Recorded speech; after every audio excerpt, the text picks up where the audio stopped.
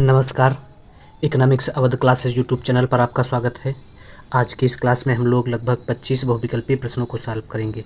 यह प्रश्न आगामी शिक्षक भर्ती परीक्षा के लिए महत्वपूर्ण हैं और रिवीजन के उद्देश्य से भी महत्वपूर्ण हैं।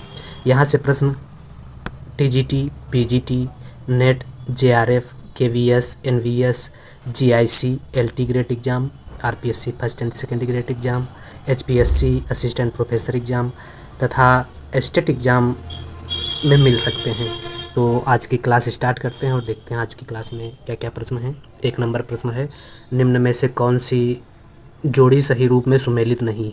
एक तरफ संकल्पना दी गई है और एक तरफ जो संकल्पना है उस संगठन द्वारा जारी की जाती है, उस संगठन का नाम दिया गया है। पहली संकल्पना है ए नंबर पे महिला विकास सूचकांक। तो महिला विकास सूचकांक यूएनडीपी द्वारा जारी किया जाता है। ठीक है, सही है। व्यापार करने में सरलता रिपोर्ट विश्व बैंक द्वारा जारी की जाती है। मतलब ए भी सही है, बी भी सही है। और समावेशी सूचकांक, तो समावेशी सूचकांक जो है विश्व आर्थिक फोरम द्वारा जारी किया जाता है। वैश्विक या विश्व भुखमरी सूचकांक संयुक्त राष्ट्र संघ द्वारा जारी नहीं किया जाता। तो गलत पूछा गया है, सुमेलित नहीं है पूछा गया, तो डी सुमेलित नहीं है, क्योंकि विश्व भुखमरी सूचकांक जो है वर्ल्ड वाइड और वेल्ट हंगर हेल्प द्वारा जो है संयुक्त रूप से जारी किया जाता है। 2024 में अगर वैश्विक भुखमरी सूचकांक की बात की जाए तो 2024 में जो है 127 देशों में भारत का स्थान जो है 105वां स्थान है। भारत का 105वां स्थान है और यह इंडेक्स जो है भूख की गंभीरता को मापने का एक उपकरण है। वैश्विक भुखमरी सूचकांक जो है भूख की गंभीरता को मापने का उपकरण है, जो कुपोषण, बाल मृत्यु दर और बाल विकास के संकेतकों पर आधारित है। और भारत का जो स्कोर है, तो भारत का स्कोर 27.33 है, जो गंभीर भूख स्तर को बताता है। तो यह भी ध्यान रखना है कि गंभीर भूख स्तर की श्रेणी में भारत है। भारत 127 देशों में 2024 में वैश्विक भुखमरी सूचकांक में 105वें स्थान पर है। तो वैश्विक भुखमरी सूचकांक जो है वर्ल्ड वाइड और वेल्ट हंगर हिप द्वारा जो है संयुक्त रूप से जारी किया जाता है। अगला प्रश्न है 2 नंबर, क्या है, किन कारणों से बाजार विफल हो सकती है।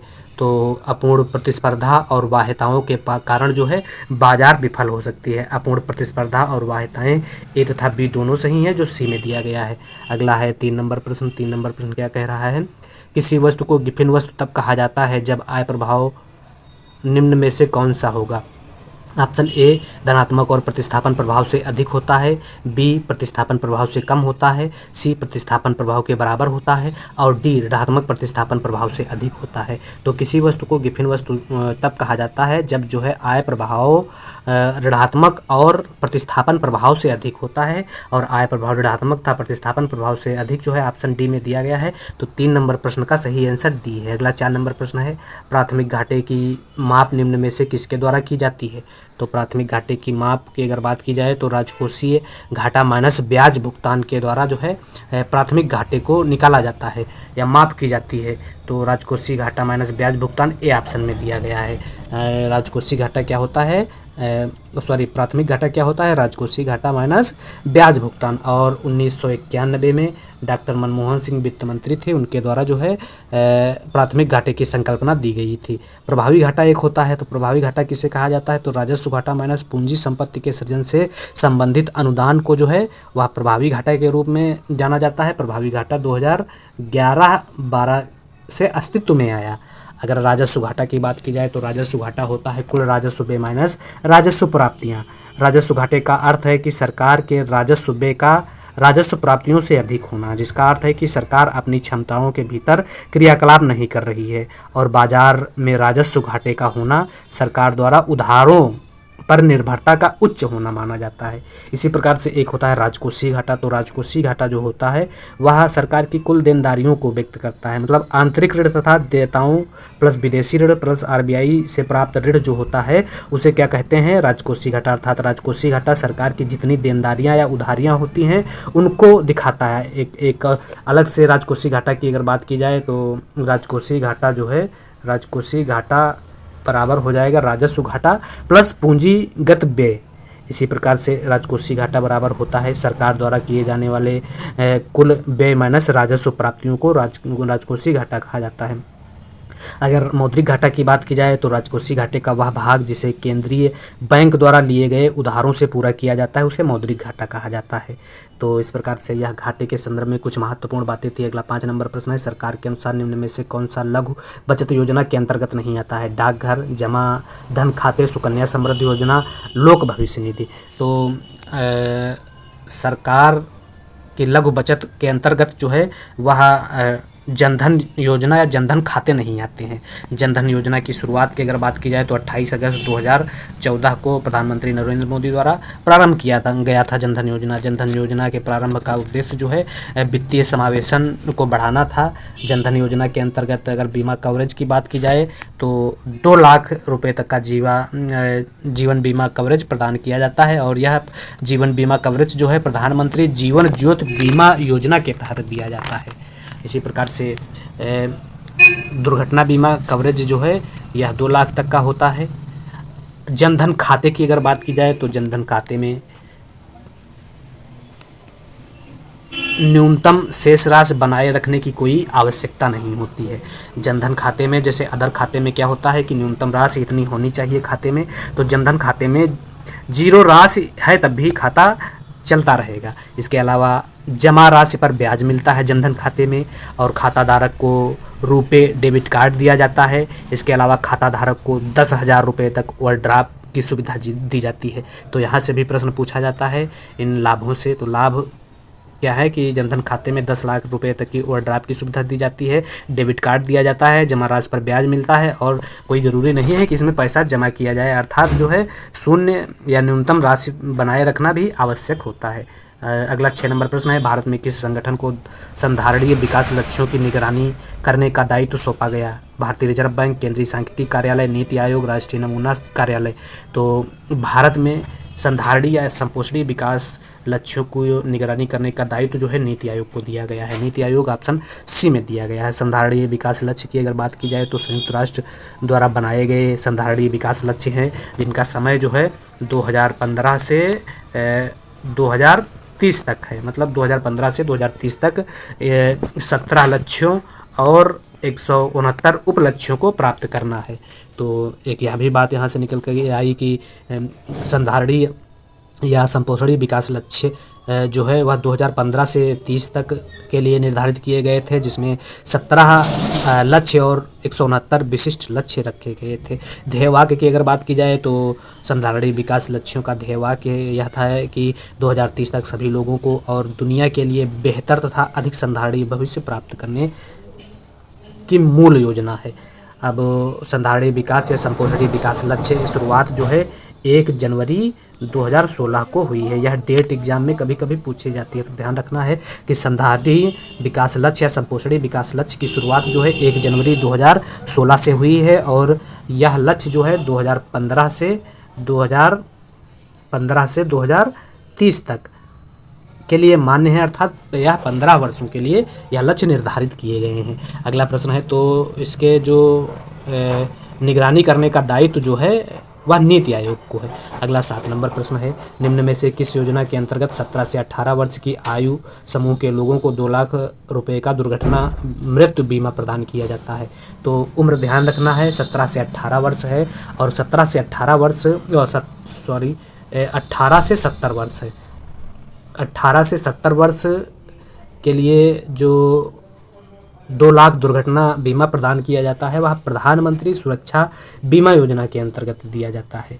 प्रधानमंत्री सुरक्षा बीमा योजना के अंतर्गत जो है 2 लाख रुपए का दुर्घटना बीमा प्रदान किया जाता है। प्रधानमंत्री सुरक्षा योजना के अंतर्गत जो पात्रता की आयु है वह 18 से 70 वर्ष तक के लोगों को इसके लिए योग्य माना जाता है। दिए गए ऑप्शनों में अटल पेंशन योजना है। तो अटल पेंशन योजना की शुरुआत जो है 1 जून 2015 को की गई थी और यह योजना असंगठित क्षेत्र के श्रमिकों और अन्य व्यक्तियों को पेंशन प्रदान करने के लिए शुरू की गई थी अटल योजना।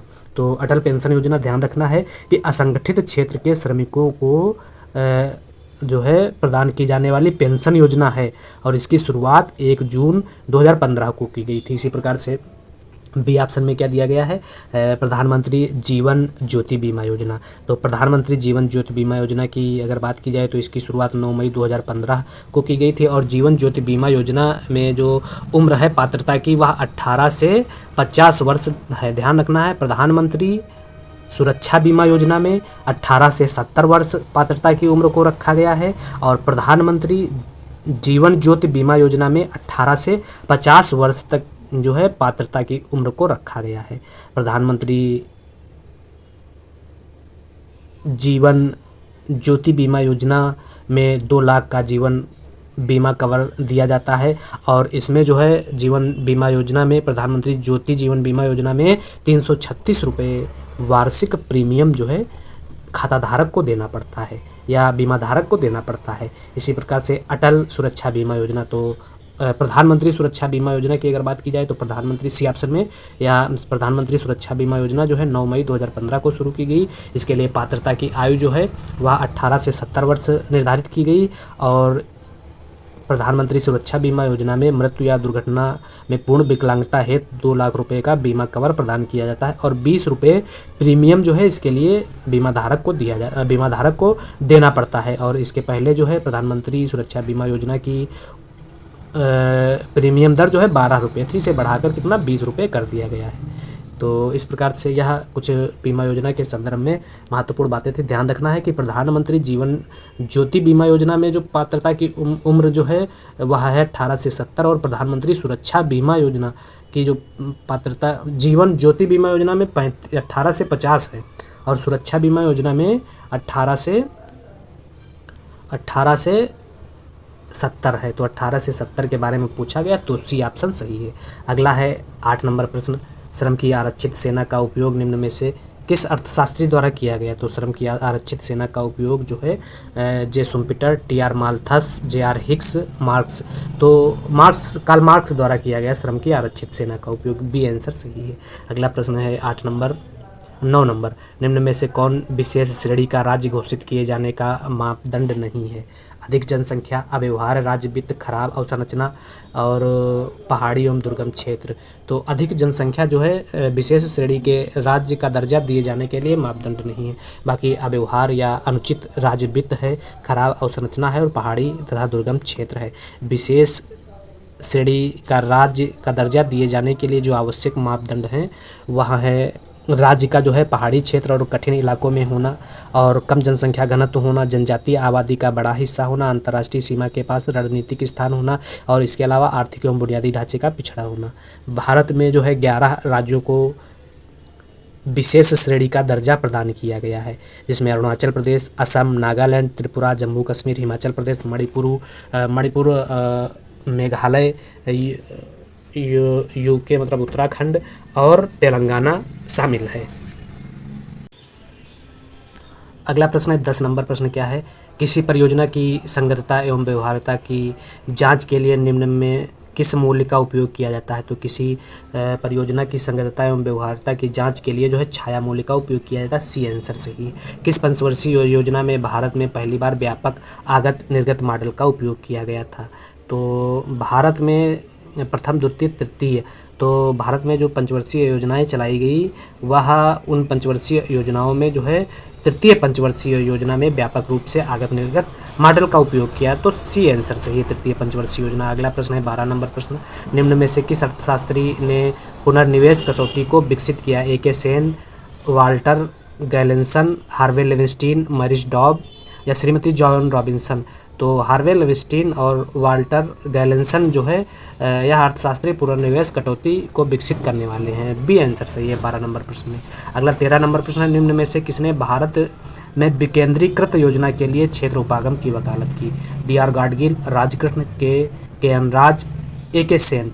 तो भारत में विकेंद्रीकृत योजना के लिए क्षेत्र उपागम की बात करने वाले अर्थशास्त्री दिए गए ऑप्शनों में डी.आर. गाडगिल हैं। ए आंसर सही है। अगला प्रश्न है उपभोग में निकृष्ट वस्तुओं में होता है।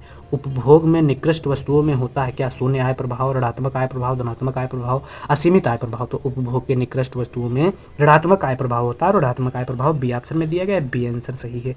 अगला प्रश्न है, निम्न कथनों पर विचार करें। मुद्रास्फीति कर्जदारों के लिए लाभदायक है, मुद्रास्फीति बांडधारकों के लिए लाभदायक है। उपरोक्त में से कौन सा कथन सही है? तो मुद्रास्फीति जो है, मुद्रास्फीति कर्जदारों के लिए लाभदायक है। 15 नंबर प्रश्न का सही आंसर ए है। ए सही आंसर है। अगला 16 नंबर प्रश्न है, निकट मुद्रा की सही परिभाषा है। तो निकट मुद्रा की सही परिभाषा इसमें क्या है? ए में दिया गया है, परिसंपत्ति जिसमें 100% तरलता है, परिसंपत्ति जिसमें मूल्य संचय कार्य नहीं है, परिसंपत्ति जो विनिमय का माध्यम है, और परिसंपत्ति जो मूल्य संचय को पूरा करता है तथा जिसे अल्प सूचना पर विनिमय के साधन में रूपांतरित किया जा सकता है।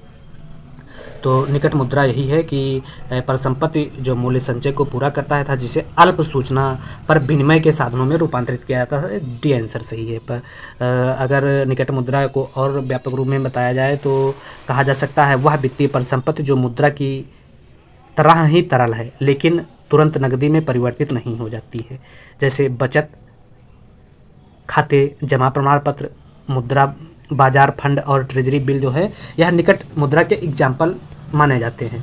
अगला प्रश्न है, सूची फर्स्ट को सूची सेकंड से मिलाना है।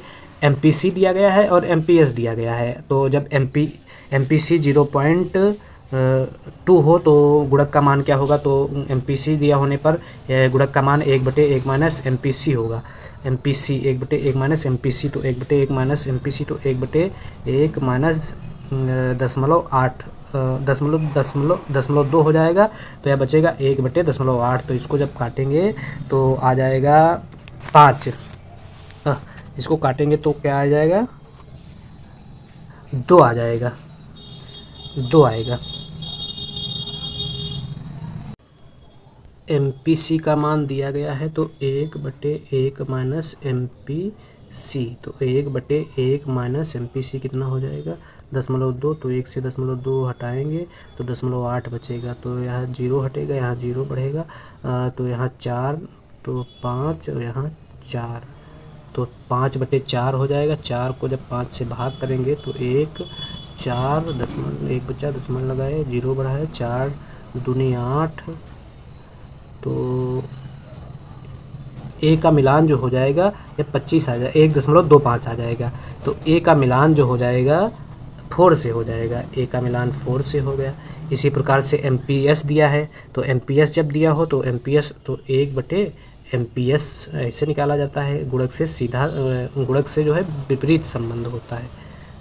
और तो 1/0.5 हो जाएगा, दशमलव हटाएंगे, 0 बढ़ाएंगे तो 5 × 5, 5 दूनी 10 हो जाएगा। तो एमपीएस अगर 0.5 हो तो गुणक का मान 2 हो जाएगा।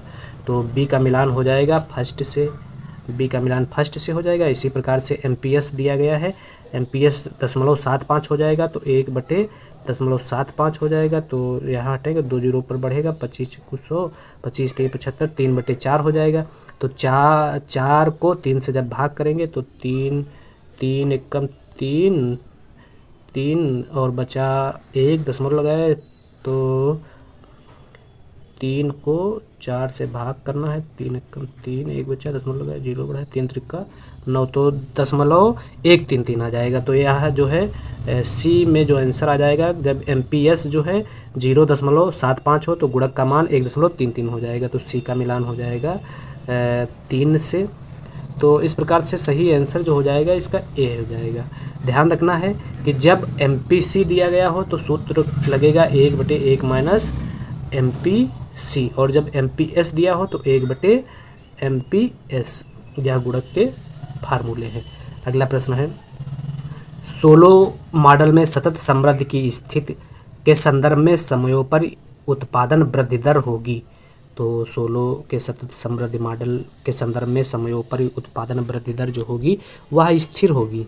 स्थिर सी ऑप्शन में दिया गया है, तो सी आंसर सही है। अगला प्रश्न है, दिए गए आरेख में उपभोक्ता की बचत, तो उपभोक्ता की बचत जो हो जाएगी वह हो जाएगी, क्या हो जाएगी? ए बी हो जाएगी। उपभोक्ता की बचत ए बी, डी में दिया गया, डी आंसर सही है। अगला है 20 नंबर और आज की इस क्लास का लास्ट प्रश्न है, किसी को बदतर बनाए बिना किसी को बेहतर नहीं बनाया जा सकता, यह कथन है।